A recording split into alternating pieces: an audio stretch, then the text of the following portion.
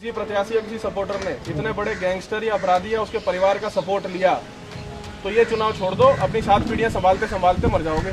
भैया ये आपकी जिम्मेदारी है, मुझे फर्क नहीं पड़ने वाला। आप रहोगे 5 साल, प्रधान चुनोगे तुम, प्रधान होगा तुम्हारा।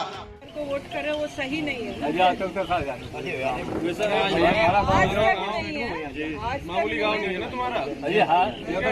एक जगह सुनो, एक चीज मैं सिंपल सी बता दे रहा हूँ, जितने प्रत्याशी हैं और बाकी भी जो गांव के लोग हैं, अगर मीनू त्यागी, विक्की त्यागी और उसके परिवार का किसी ने सपोर्ट लेने का इतना सा भी प्रयास किया, चुनाव भूल जाओ, मैं तुम्हारी जिंदगी बर्बाद करके रख दूंगा। मैं ये बात अपने पूरे गांव में एक आदमी को बता देना, ठीक है। उसके खानदान का मुझे कोई आदमी अगर दिख गया तो उसका तो मैं अलग से इलाज बांधूंगा ही बांधूंगा।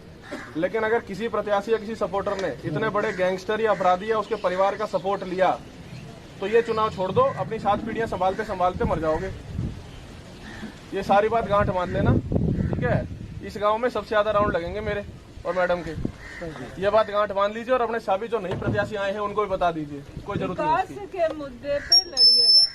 गांव का और विकास क्या कर सकते हैं और क्या कर सकते हैं उस पे, ये नहीं कि पैसा लेकर के या किसी को धमकी देकर। अपराधी का सपोर्ट मत ले लेना कोई सा भी, गलत हो जाएगा, पता चल ही जाता है ना, पता चल ही जाएगा और उसके बाद दिक्कत होगा फिर, है ना। वो हमको लिस्ट आउट करने की जरूरत नहीं है, वो देख लीजिएगा। अच्छा, कम्युनिकेशन प्लान का कितने मजरे हैं यहाँ पे? मैम ये तो एक ही गाँव है, एक ही गाँव है। अच्छा, ये बूथ पे सारे नंबर लिखे हुए हैं, उनमें से किसी एक नंबर पे तो कंट्रोल रूम में तो हमें दे दो, डीएम साहब को दे दो, एसडीएम है, सीओ है, थाना प्रभारी है, जिसको तुम्हें ठीक लगे उसको सूचना दो। आप बैठिए।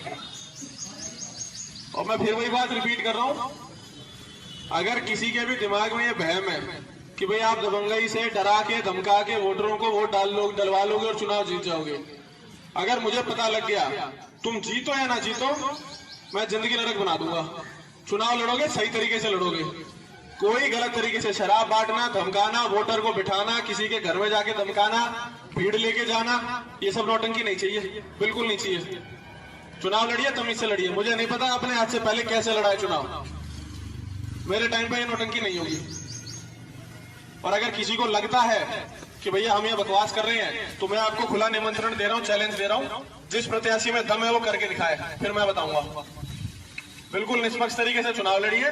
और जितने गांव के लोग हैं, भैया ये आपकी जिम्मेदारी है, मुझे घंटा फर्क नहीं पड़ने वाला। आप रहोगे 5 साल, प्रधान चुनोगे तुम, प्रधान होगा तुम्हारा।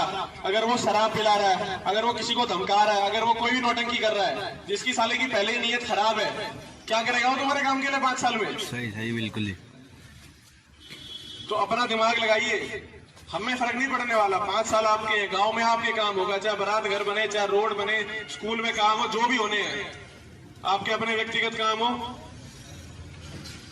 तुम्हारे गांव के प्रत्याशी हैं, कोई आज तो पैदा नहीं हुए, गांव में है शुरू से, देख रहे हो तुम कैसा है, नीयत तुम्हें पता ही है। जिसकी नीयत पहले साफ नहीं है, बाद में कैसे हो जाएगी? जब वो बन जाएगा तब तो तुम वैसे ही कुछ नहीं कर सकते उसका। आप तो फिर भी हाथ जोड़ रहा हो, बाद में तो बनने के बाद तुम क्या ही कर लोगे? अगर अभी 2 पौवे के लिए तुम वोट दे दोगे अपना, तो बाद में किसको कोसोगे भाई?